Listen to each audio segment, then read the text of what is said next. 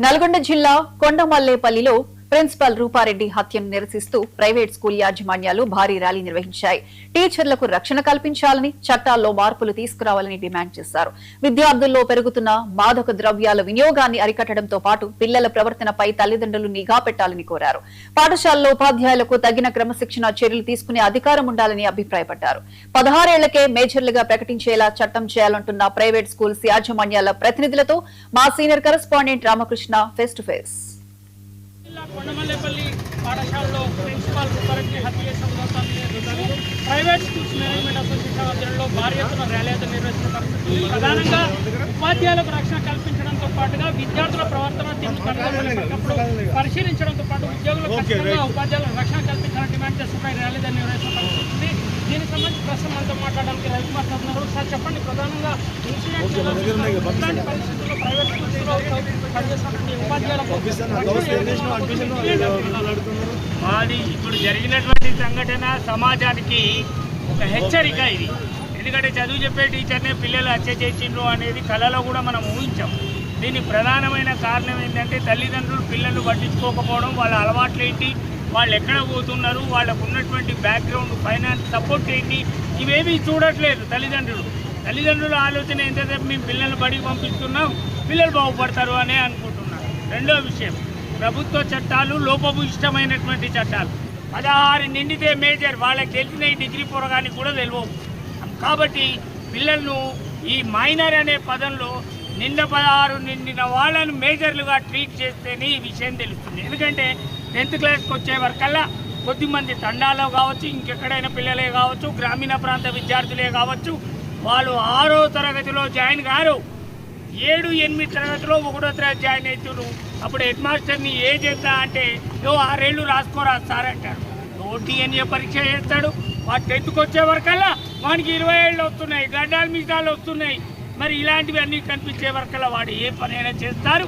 ఇంకొకటి, సమాజంలో డిపార్ట్మెంట్స్ కానీ ప్రభుత్వాలు కానీ ఈ గంజాయిని అరికట్టకపోయినట్లయితే సమాజం మొత్తం కూడా గంజాయి తాగుకుంటూ పడతారు. లాస్ట్ మీద ఒక కరోనా వ్యాధిలాగా వ్యాపిస్తుంది. ఎందుకంటే కొందరు గుండాలు, చట్ట వ్యతిరేక శక్తులు ఈ పిల్లలను వాడుకుంటారు.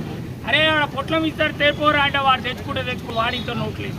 కానీ చంపమని చెప్పట్లేదు మా టీచర్లు, ఏం డోగులు కొట్టారు, చేతులు కొట్టారు.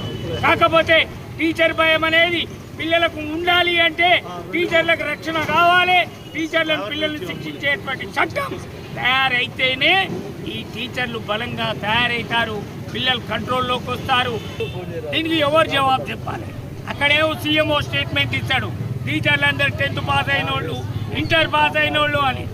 ఆయన రికగ్నైజేషన్ ఎలా ఇస్తుండో డిగ్రీ, బిఎడ్, ఎంఎడ్, ఎంఏ ఇవన్నీ చేస్తేనే మాకు రికగ్నైజేషన్ వస్తుంది.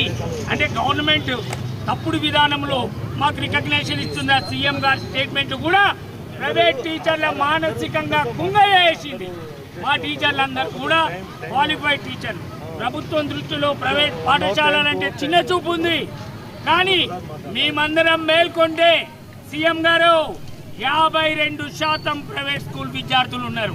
సో ప్రధానంగా చెప్పండి, ఈ ఇన్సిడెంట్ తర్వాత మీ డిమాండ్ అంటే మెయిన్ డిమాండ్ గవర్నమెంట్ ఏం డిమాండ్ చేస్తున్నారు? చట్టాలు రిలాక్సేషన్ చేయాలి, కోర్టులు కోరల్ పనిష్మెంట్ ఇవ్వదన్నాయి. ఎందుకు ఇవ్వదు? ఇది అమెరికానా, ఫిన్లాండా, జర్మనీనా? ఇది ఇండియా. 140 కోట్లు.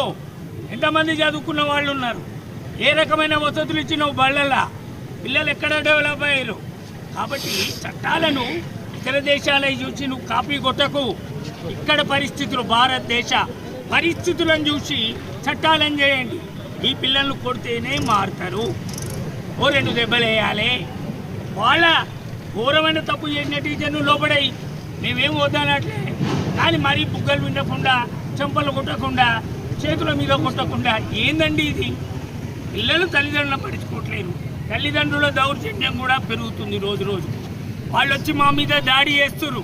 విద్యార్థి సంఘాల వాళ్ళు కుమ్మక్కైతారు, ఆ టైంలో కులాల సంఘాల వాళ్ళు కుమ్మక్కైతారు. కాబట్టి విద్యా వ్యవస్థను విద్యా వ్యవస్థలాగానే చూడాలని కోరుకుంటున్నాను. సో ప్రధానంగా రూపారెడ్డి హత్య జరిగిన తర్వాత అసోసియేషన్లో పూర్తి స్థాయిలో కూడా నిరసన వ్యక్తం చేస్తున్నటువంటి పరిస్థితి. వీటితో పాటు ప్రధానంగా చట్టాలు ఏవవుతున్నాయి, ఈ చట్టాలను కూడా మార్చాలని చెప్పేసి వారైతే డిమాండ్ చేస్తున్న పరిస్థితి. మొత్తంగా నల్గొండ జిల్లా కేంద్రంలో ఈరోజు ప్రైవేట్ స్కూల్స్ మేనేజ్మెంట్ అసోసియేషన్ నిర్వహిస్తున్న ర్యాలీకి సంబంధించిన తాజా అప్డేట్స్. వీడియో జర్నలిస్ట్ మధుతో రామకృష్ణ, 99